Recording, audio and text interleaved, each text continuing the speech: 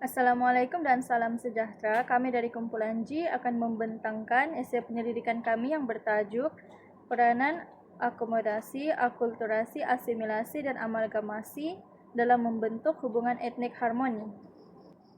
Hubungan etnik merujuk kepada interaksi dan hubungan dalam kumpulan masyarakat yang berbeza dari segi kaum, agama, budaya, bahasa, dan cara hidup dalam sebuah negara. Dalam konteks Malaysia sebagai sebuah masyarakat majmuk, hubungan etnik memainkan peranan yang sangat penting dalam memastikan keamanan dan kestabilan negara agar sentiasa terpelihara. Malaysia terdiri daripada pelbagai kaum seperti Melayu, Cina, India, dan etnik-etnik lain yang hidup dalam satu kumpulan masyarakat yang sama. Kepelbagaian ini menjadikan negara kaya dengan adat resam, bahasa, makanan tradisional, serta perayaan yang unik. Oleh sebab itu, Malaysia sering dianggap sebagai contoh negara yang mempunyai kepelbagaian budaya yang menarik serta istimewa. Bagi memastikan hubungan etnik dalam keadaan harmoni, terdapat beberapa proses sosial yang penting, yaitu asimilasi, akulturasi, akomodasi, dan amalgamasi. Keempat-empat konsep ini membantu masyarakat menyesuaikan diri dengan kepelbagaian budaya yang wujud dalam kehidupan seharian. Salam sejahtera, hari ini saya akan menerangkan tentang akomodasi dalam hubungan etnik. Akomodasi ialah proses penyesuaian sosial yang membolehkan masyarakat daripada pelbagai kaum hidup bersama secara aman tanpa perlu mengorbankan identiti, budaya, bahasa, dan kepercayaan masing-masing. Dalam masyarakat Malaysia yang berbilang kaum, akomodasi sangat penting untuk memastikan keharmonian dan perpaduan terus terpelihara. Peranan pertama akomodasi ialah mewujudkan sikap toleransi dan hormat menghormati antara kaum. Melalui akomodasi, masyarakat belajar menerima perbezaan budaya dan agama. Contohnya, rakyat Malaysia sering menyambut pelbagai perayaan seperti Hari Raya Aidilfitri, Tahun Baru Cina, Deepavali, dan Christmas bersama-sama melalui amalan rumah terbuka.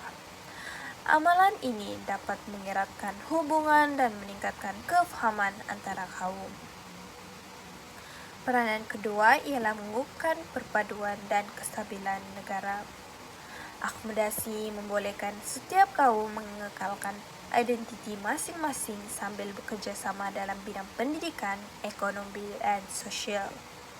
Apabila hubungan antara kaum berada dalam keadaan baik, risiko konflik dapat dikurangkan dan negara dapat berkembang dengan lebih stabil. Selain itu, akomodasi juga menyumbang kepada pembangunan ekonomi negara. Suasana yang aman dan harmoni meningkatkan keyakinan pelabur serta memudahkan aktiviti perniagaan. Hal ini membantu pertumbuhan ekonomi dan membuka lebih banyak peluang pekerjaan kepada rakyat. Kesimpulannya, akomodasi merupakan asas penting dalam membina masyarakat yang harmoni, bersatu padu, dan saling menghormati. Melalui sikap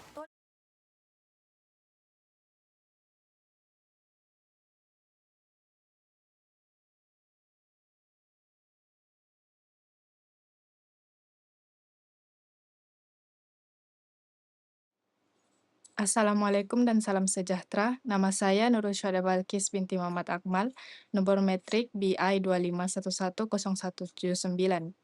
Bahagian yang saya akan bentangkan ialah mengenai akulturasi.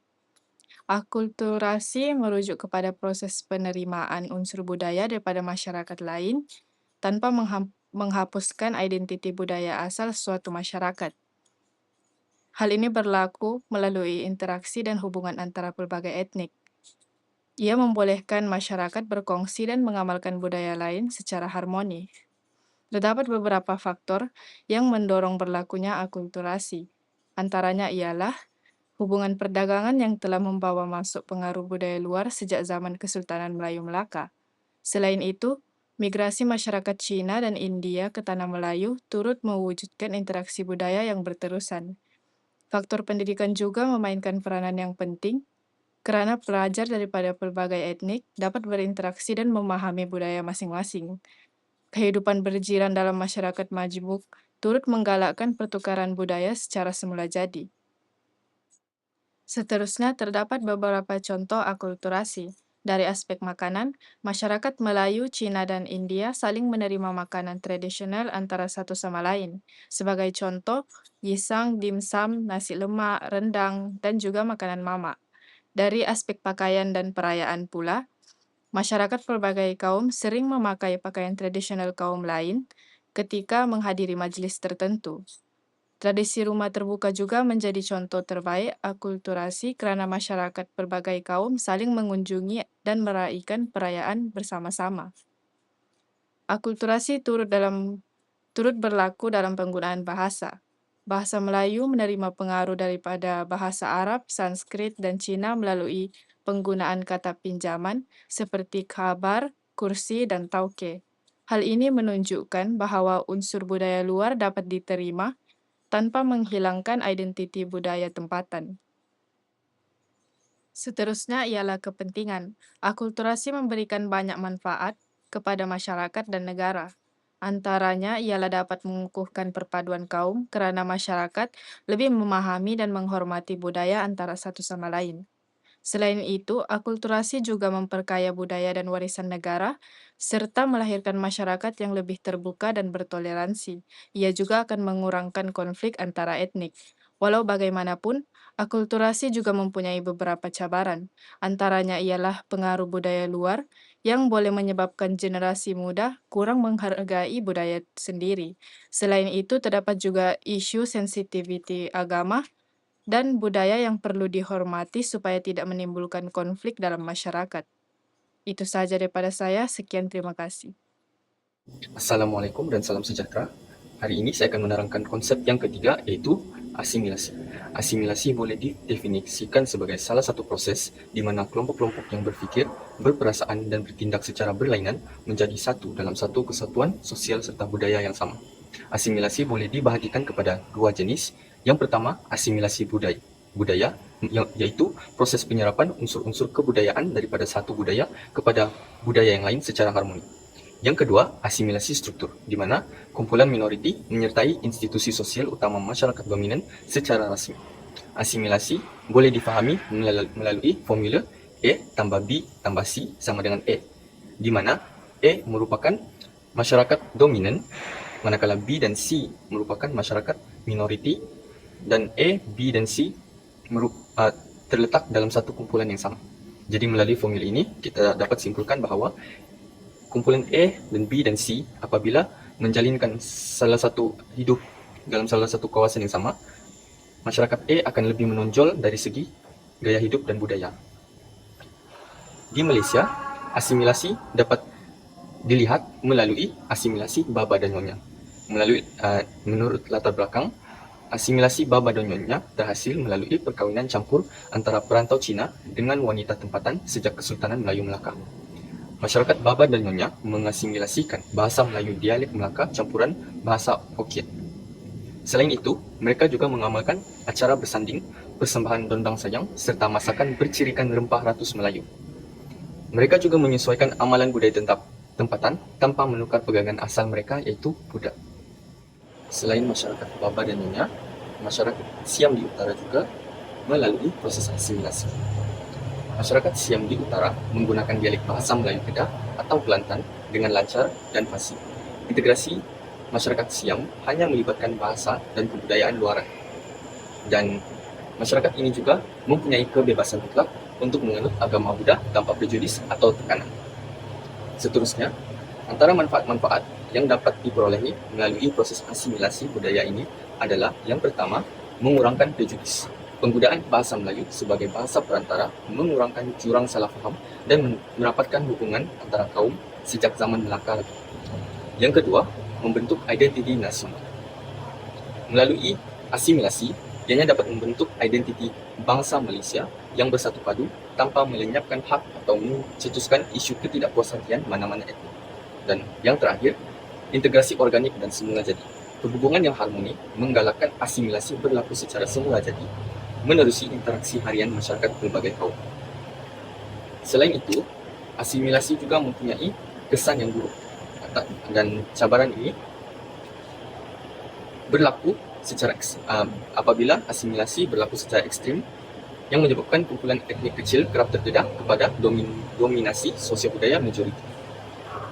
Antara salah satu ancaman yang dapat dilihat yaitu keputusan dialek. Ancaman keputusan dialek etnik dan bahasa ibunda asal bagi generasi muda. Yang kedua, ritual warisan komuniti kecil seperti masyarakat Portugis di Malaka atau suku kaum pedalaman Sabah dan Sarawak akan pudar. Seterusnya, ianya juga akan menghapus terus perbezaan kebudayaan asal sehingga warisan nenek moyang tidak lagi dapat dikesan. Kesimpulannya, asimilasi terbaik adalah yang berlaku secara semula jadi, di mana interaksi sosial yang harmoni membolehkan budaya tempatan diterima secara terbuka tanpa sebarang unsur paksaan. Sekian, terima kasih. Terima kasih kepada pembentang sebelumnya. Nama saya Lerson Jonathan dan metrik nombor saya adalah BK251102222. Seterusnya kita masuk kepada topik yang berikut, yaitu amalgamasi. So, kita masuk kepada definisi amalgamasi. Amalgamasi merupakan proses pencampuran antara dua etnik yang berbeza. Justrunya akan melahirkan generasi baharu yang lebih berbeza daripada dua bangsa tersebut. Seperti yang telah dinyatakan dalam slide, formula dapat diterapkan iaitu A tambah B tambah C menghasilkan produk D. Untuk produk D ini, ia dalam campuran antara dua etnik tersebut melalui perkawinan secara sah ataupun tidak sah. Untuk peranan amalgamasi di Malaysia mempunyai banyak bangsa serta budaya yang terdiri daripada pelbagai, seperti contohnya Melayu, Cina dan India. So, apabila amalgamasi ini diterapkan antara satu sama lain, ia akan menghapuskan sempadan etnik dalam masyarakat majmuk. Seterusnya, mengurangkan jurang sosial antara masyarakat tersebut. Selain itu, ia juga akan membentuk generasi baru yang lebih inklusif dan terbuka, serta menerima kekurangan antara satu sama dan lain. Untuk yang terakhir, menyemai nilai toleransi, penerimaan dan keterbukaan terhadap masyarakat minoriti ataupun majoriti. Kita masuk kepada contoh yang kita boleh lihat di negara Malaysia. Sebagai contohnya adalah Melayu tambah Cina, which is kita dapat ketahui menghasilkan baba dan nyonya. Selain itu, di Sabah terdapat kadazan dan berkahwin dengan dusun ataupun bajau, dan di Sarawak antara Iban dan Melayu. Untuk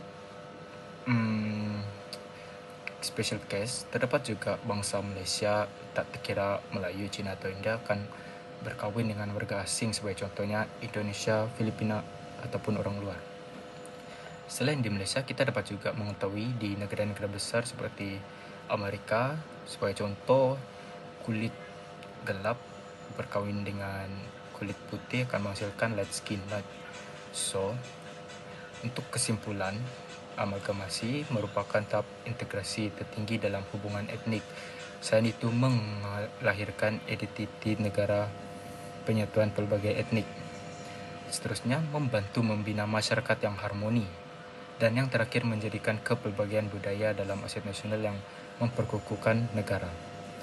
Itu saja daripada saya. Sekian, terima kasih. Assalamualaikum, nama saya Siti Masita binti Arsyad, BF 25110190, akan membentangkan kesimpulannya.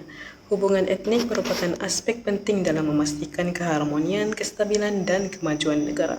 Kepelbagaian kaum, budaya, bahasa, dan agama di Malaysia merupakan satu keunikan yang perlu dipelihara.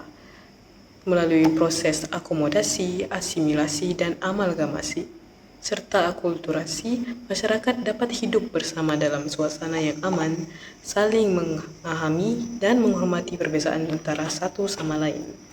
Pada pendapat kami, kepelbagaian yang wujud di Malaysia bukanlah satu halangan, malah merupakan kekuatan yang menjadikan negara kita lebih istimewa. Sebagai generasi muda, kita perlu mengambil peluang untuk mengenali dan memahami budaya kaum lain supaya semangat perpaduan dapat diperkukuhkan.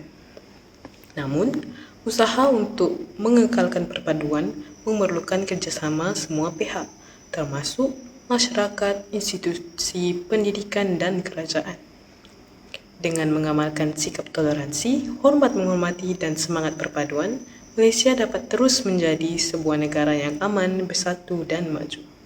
Oleh itu, hubungan etnik yang berharmoni perlu sentiasa dipupuk demi kesejahteraan dan kemakmuran negara pada masa hadapan. Bagi kami, perpaduan bermula daripada perkara yang kecil seperti menghormati perbezaan, menjaga tutur kata, dan bergaul tanpa mengira kaum. Jika nilai-nilai ini terus diamalkan, kami percaya Malaysia akan kekal sebagai sebuah negara yang harmoni dan menjadi contoh kepada negara lain. Sekian, itu sahaja daripada kami. Terima kasih.